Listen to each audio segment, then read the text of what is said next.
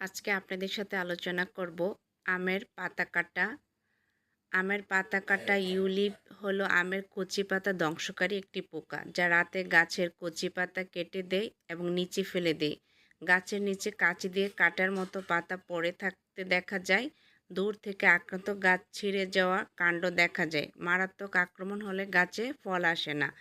এর জৈবিক দমন হিসেবে গাছের নিচে পড়ে থাকা পাতা, ক্ষতিগ্রস্ত পাতা অপসারণ ও ধ্বংস করা নিম তেল ব্যবহার করতে পারি। নিম তেল প্রতি লিটার পানিতে 5 মিলি হারে ব্যবহার করে স্প্রে করতে পারি। আর রাসায়নিক দমন হিসেবে ফেনিট্রোথিয়ন গ্রুপের কীটনাশক 1 মিলি হারে প্রতি লিটার পানিতে মিশিয়ে স্প্রে করতে পারি। সাইপারমেথিন গ্রুপের কীটনাশক 1/2 মিলি হারে প্রতি লিটার পানিতে মিশিয়ে স্প্রে করতে পারি। কার্বানিল গ্রুপের কীটনাশক 0.4 গ্রাম প্রতি লিটার পানিতে মিশিয়ে স্প্রে করতে পারি। যদি আমরা পাতা 2 সেন্টিমিটার হওয়ার পরে নিম তেল ব্যবহার করি, এই পোকার আক্রমণ কমে যায়।